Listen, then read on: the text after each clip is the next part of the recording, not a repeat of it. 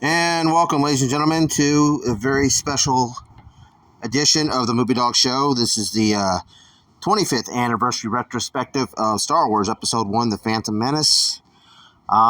This episode, I'm just going to talk about basically sitting and standing in line for 6 hours waiting for this film.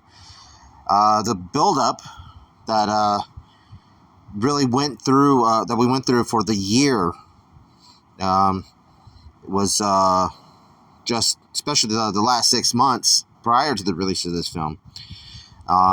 Just how my brother and our friend Bobby would sit and discuss and debate and come up with our own theories of what we have seen so far and what that scene about, how cool does that look, and stuff like that. I want to say real quick that this episode is dedicated in the memory of my brother. Any special episode I do, I kind of, well, the whole channel is dedicated to him, but sadly he wasn't here. Episode 1 is being re-released in a limited engagement for its 25th anniversary. Would have been nice to have gone, but ticket prices, and I don't believe it's playing in my local theater. But again, I wanted to just touch base, and because recently I had my brother's lifelong friend, who had mentioned, Bobby, had reached out after 12 years of silence, and it just all kind of came together in a way. 25 years later, and it's hard to believe it's been 25 years since the release of this film. 25 years since I again stood out in front of the theater for 6 hours waiting for this film to open, and you don't get that much. I mean, I was lucky to have gotten it with my kids when it came to the Force Awakens, but it was different when it came to the Phantom Menace. I mean, for like 15 years we didn't have anything Star Wars, like movies or anything like that. Return of the Jedi had come and gone, the toys had come and gone, and then 1995, Lucas re-released with Kenner under the Hasbro umbrella, released the Power of the Force 2 line, and it was just unbelievable. Now, as we all know, back in 97, George Lucas re-released the films in theaters under the banner of the Special Edition. I know everybody has their thoughts and opinions and debates on this for almost 30 years. I never mind them. That's another show for another time. But I was excited. We were getting brand new Star Wars, and we were when we were getting these small little previews. I had subscribed to the Star Wars Insider just about a year before, so we were getting all these images and all these news characters and new I couldn't John or something like that. I expect culture, most namely Asian culture, and he really caught the essence of it and the beauty of it, and especially when it came to European traditions and hierarchies, and also when it came to the royalness of it, is I guess the best word I can use. But he was able to tap into a lot of different cultures, and that was really well done. He sewed them very well together. Of course, people will complain about the dialogue and the script, and of course, Anakin's 9, she's 12. That's it's said and done. But again, for me though, the event of what it was when we got that first teaser trailer, and we saw all these images, and then next boom, Star Wars themes kicks in. And then you see the pod racing scene, and you see all these different, just all these aliens, and then during the climax of that trailer, you saw the dual-bladed lightsaber by Darth Maul, and you just, you're a kid in the candy store. I mean, this is Star Wars. This feels like Star Wars, and of course, some people nowadays says no, it doesn't feel like Star Wars. Those who are the haters. I'm like, well, each film was supposed to be each trilogy was supposed to be different in its own unique style. And of course, by the time when we would get all the films together, when you got to this what we call now the original trilogy, everything was run down and discarded and neglected and everything, because that's what happens usually when a an empire that's gone awry and has their motives and their alternate motives take over, and become a tyrant. Things kind of money runs out, and they will go to the extremes to make sure they still have their pockets full. Sounds familiar, folks?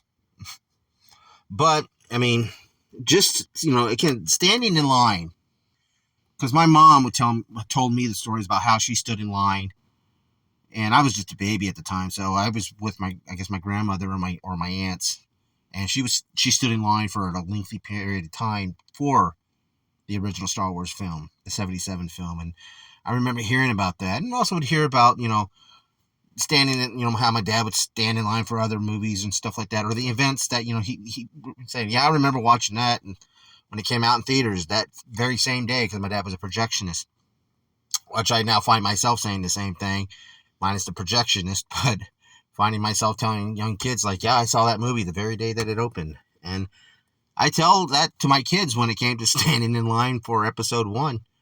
I mean, it was just, there was a large crowd of people. I mean, it was like almost a mile long line, and we were real close up there to the front door. I mean, we were probably like maybe less than 10 feet, if that, maybe 20, give or take. But, we were all conversing, and we were all having our discussions and our, and our wondering what this is going to be about, how this is going to feel, and how we're going to take away from this. And and I always knew that when this is a prequel, that the stories were going to be a little slow. I always expected that, because that's how a story starts off, when it's going to be a massive one. You got to steady, keep it a little slow, pace it, and then boom, give out your big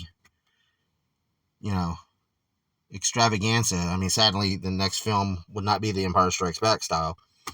But, and of course, Lucas waited and held back till episode 3. But, I mean, it was funny. It was me, my brother, his friend Bobby, and another girl named Donna. I still talk to the other two, and sadly, my brother, as I said, is no longer with us. But I can remember standing there, and the next thing you know, they disappeared. Little did I know they went on their little nature trail, or nature walk. We'll just say that. But again, I remember standing there, being basically a placeholder, and just enjoying the environment. I mean, everybody was just talking amongst themselves, having this. It was this big get together, which nowadays doesn't really happen much, because they're trying to push out movie theaters, and they're trying to phase out movie theaters and phase out physical media and phase out the video stores, which they've pretty much almost done, and want everybody to stay their ass home. Well, I'm sorry, you don't do that. We're a social group of people, folks, and that's what the movies are about. Star Wars was made for the theater, and that's the reason why. And it says in the tagline when it came to the original trilogy's re-release, the reason why there's movie theaters, Star Wars, is just that. Regardless of what it is, the original trilogy, the prequel trilogy, or the sequel trilogy, like it or not, this is why movies are made. The big blockbuster extravaganza are always supposed to be in the theaters. You got your independent films. That's fine how they want to present them, whether on stream, direct to video, however, even in a small limited engagement in theaters. That's however, it's anybody's choice to how they want to view their movies. But for me personally, and I have discussions and arguments about this with certain people, you're supposed to watch a movie in the theaters. That's how the proper way is, especially when it came to a Star Wars movie. And I was lucky when episode 1 got re-released in 3D. I was able to take my children to that release. and I felt so like a special bond with them because my brother at that time was no longer with us, and I pushed and made sure that this was going to happen, that they were going to see this movie with me. And when I saw that Lucasfilm logo pop up, I shed a tear. And I do every time, when I would see a Star Wars movie after that, especially the sequel trilogy, because, neither my mother or my brother are around anymore. And, that it holds a special place in my heart. And I miss the debating and the discussion. I mean, I wish YouTube was around back then because, God, we would have made a lot of money and made a lot of views and everything between my brother, myself, and Bobby sitting in my bedroom on my in my recliner and them on my sofa sitting in there talking. We were the original. We were the original movie dogs. Not to take away from my friend Paul or anybody who has helped me along the way, but we were the original movie dogs before there was movie dogs. And I would have to say, though, I miss that time so much.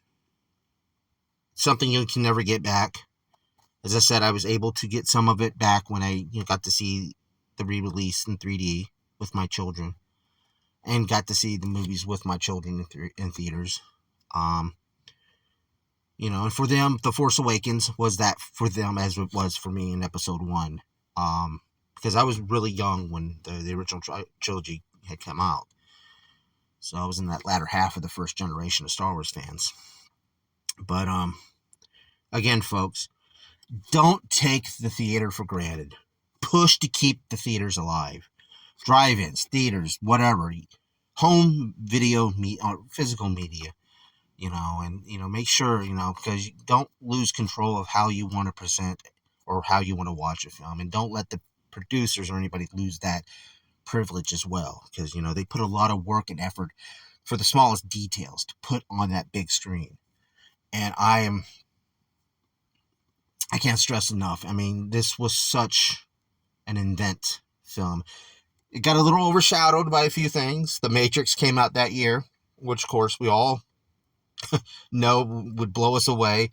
Austin Powers did a really wonderful counter advertising thing. Their tagline was, if you're going to see one movie this year, go see Star Wars. If you're going to see two movies this year, well, go see Austin Powers, The Spy Who Shagged Me, which was perfect. And that was the movie that made the Austin Powers film really, it was the second one, and it made it really popular with the audience. And of course, the Blair Witch Project came out that year. I think the year before, the Titanic, had come out and become the highest grossing film of all time, the most expensive film made. But again, nothing beats than watching a lightsaber duel on the big screen. And the lightsaber duel with Qui-Gon and Obi-Wan and Darth Maul was the highlight of the film. I mean, granted, there was some plot holes here and there, and say what you want about the dialogue, which was weak, and how everybody hated on Jar Jar Binks. Sadly, a lot of the people had their trials and tribulations when it comes to the cast. As Best and Jake Lloyd. Natalie Portman went on to win an Academy Award years later. Ewan McGregor came back as Obi-Wan Kenobi in the two other prequels and on his own show on Disney Plus. Say what you want about anything. I mean, I have my thoughts and opinions on the Disney Star Wars era. But, of course, Liam Neeson was the one that really kept the glue together in this film. He was so great. He was the prominent character. He was the hierarchy and, the main star, really, if you get down to it. It wasn't Anakin or Obi-Wan or Padme. It was Liam Neeson. And Liam Neeson is a great star. And I actually can't wait to see him as Frank Drebin in the Naked Gun Police Squad remake. But, again, folks, if you're out there, you're listening, and you get a chance to see this movie, find it, what theater it's going to be, and sit down and watch it in theaters. It's got a whole different perspective. A Star Wars movie is so different when you watch it from TV screen to the big screen. Trust me, folks. You'll enjoy it more, even if you're not really a Star Wars fan. or just give yourself a chance and rewind and put yourself back in that place back in 1999 and feel the excitement a lot of us felt. You don't get that excitement much. I mean, there's a lot of things you get excitement from. You becoming, getting married or having your first child, and or graduating, or getting your first car and your license. There's a lot of things, and this I count as one of those for myself as well, folks. All right, folks. Remember, I just again want to thank your time, and thank you for taking the time to watch this special thing. This was a last minute decision. Again, Bobby, if you're listening, man, it's great to really be hearing from you again. We had a lot of great memories, and we made a lot of great little film projects along the way with Shaun, and I really wish Shaun was here. I would have loved to know his perspective on the Disney Star Wars stuff. And but again, he probably would disagree with me just to have fun and watch me get into a rant, like every time he would try to talk to me about something. I mean, he was really good at getting me to go on a rant about anything. Again, folks, thank you so much. I hope you enjoyed this.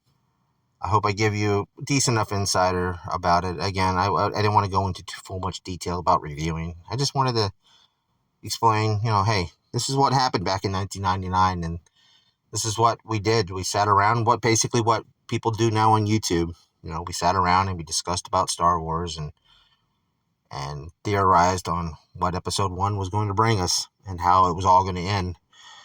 So, all right, folks. That's all the time I'm going to give you. That's all the time I'm going to allow myself. Again, hit that thumbs up. If you haven't yet, subscribe. And those who have been subscribing this past month, thank you so much. I'm 5 subscriptions away from 500 subscribers, folks. So help me out. And if you haven't yet, do so. Just share this video away, and I appreciate it, folks. I don't have to say any more. Don't need to put any graphics in for this one. And check out my sponsors, and also check out everything else that I've been showcasing here on the channel. All right, folks. That's all the time I got for the Movie Dawg Show. Thank you for joining me. Thank you for celebrating with me. Shaun, I missed the hell out of you, brother. And may the Force be with you all. Thanks for watching. Please keep on watching.